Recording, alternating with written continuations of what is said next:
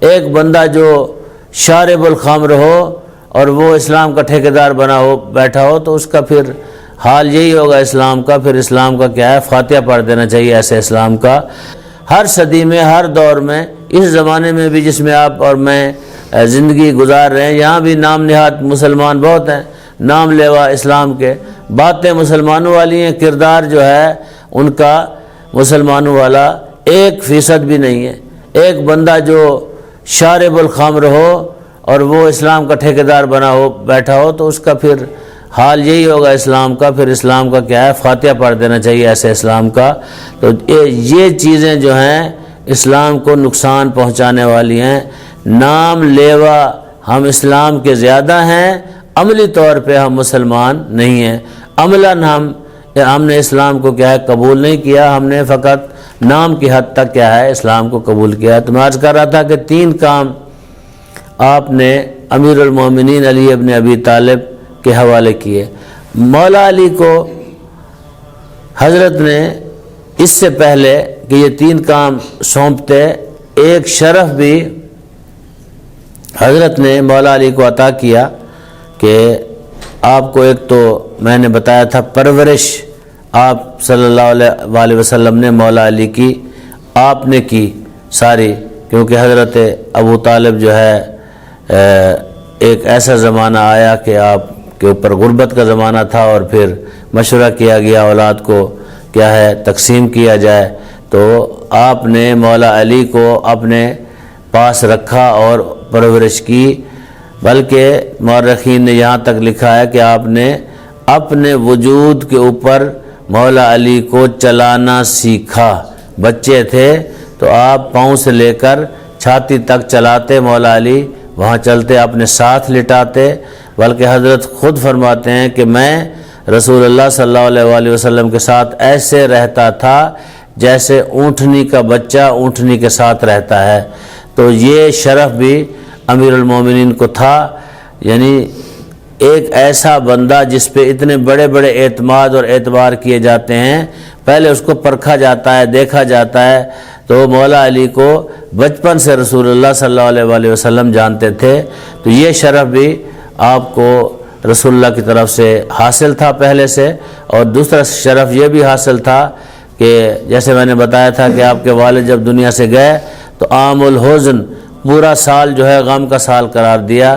جب آپ کی والدہ دنیا سے گئیں تو آپ صلی اللہ علیہ وسلم نے کیا کیا، خود قبر میں لیٹے، جناب فاطمہ بنت اسد کی قبر میں لیٹے، اور یہ پہلی خاتون تھی جس خاتون کے اوپر 70 تکبیروں کے ساتھ کیا ہے نماز جنازہ ادا کی گئی۔ یہ وہ پہلی خاتون تھی۔ نماز جنازہ باقاعدہ جس طرح آج ہم پڑھتے ہیں اس طرح حکم نہیں آیا تھا، یہ بعد میں حکم آیا ہے، لیکن جتنا حکم تھا 70 تکبیرات کے ساتھ انجام دیا گیا۔ یہ شرف بھی آپ صلی اللہ علیہ وسلم نے امیر المومنین کو عطا کیا۔ تو پھر یہ شرف، سب سے بڑا شرف یہ تھا کہ آپ کو ہجرت کی شب کے بعد 3 کام جو ہیں آپ کے ذمہ لگائے گئے۔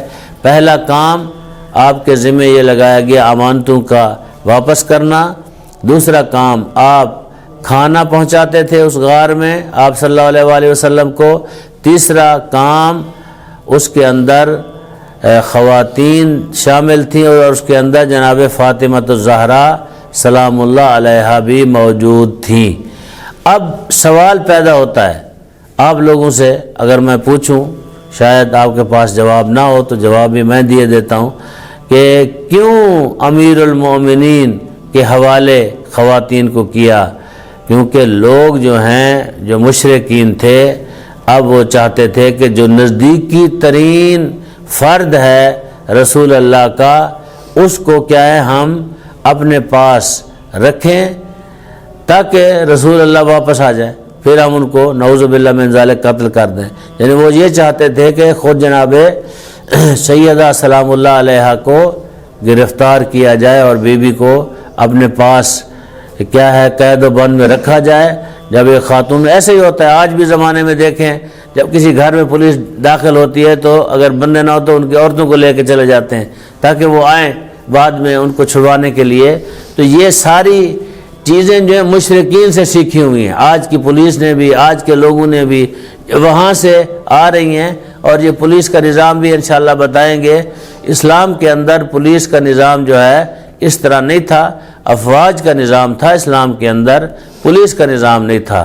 جو فوج کا نظام ہے وہ ایک اسلامی نظام ہے، پولیس کا نظام جو ہے بعد میں اس کو، حضرت کے زمانے میں پولیس کا نظام موجود نہیں تھا، پاک پیغمبر صلی اللہ علیہ وآلہ وسلم کے زمانے میں یہ بعد میں یہ نظام بنے، کیونکہ ہم اسلامی نظام اس کو مانتے ہیں جو آپ صلی اللہ علیہ وآلہ وسلم کے زمانے میں ہو اور آپ کی سیرت طیبہ کے اندر وہ کیا ہے درج ہو۔ تو یہ ساری چیزیں پولیس نے وہاں سے لی ہیں، وہاں سے سیکھی ہیں، ساری کی ساری چیزیں لی ہیں، اور آج اگر اس طرح کے کام کرتی ہے پولیس تو وہ کام جو ہے مشرکین مکہ سے انہوں نے لیے ہیں۔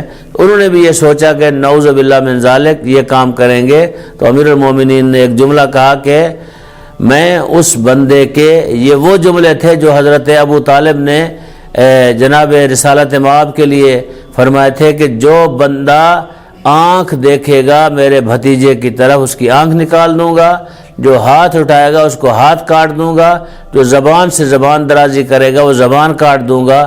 امیر المومنین نے بھی یہی جملہ کہا کہ جو ہاتھ کو دراز کرے گا مصطفیٰ کی بیٹی کی طرف، اس ہاتھ کو علی ابن ابی طالب کاٹ دیں گے۔ تو یہ شرف جو ہے آپ کو امیر المومنین کو عطا ہوا۔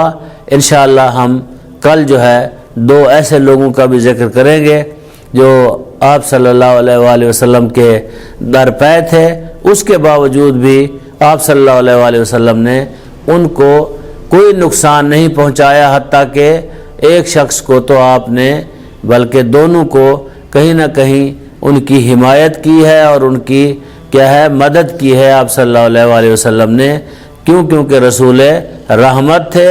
رسول رحمت کا کردار بھی اسی طرح کا ہونا چاہیے۔ بہت سارے واقعات تھے جن کو میں نے چھوڑ دیا اس لیے کیونکہ سیرت جو ہے آپ صلی اللہ علیہ وآلہ وسلم کی اگر پوری بیان کی جائے تو میں نے کہا تھا کہ 1 سال شاید ہمیں لگ جائے، تو میں نہیں چاہتا کہ 1 سال ہم پورا اسی کے اوپر لگائیں اور پھر باقی موضوعات کو ہم چھوڑ دیں۔ اس میں آپ کے اوپر چھوڑے دیتا ہوں کہ آپ لوگ بھی مطالعہ کریں، دیکھیں کہ آپ لوگ کتنا سیرت کو سمجھتے ہیں۔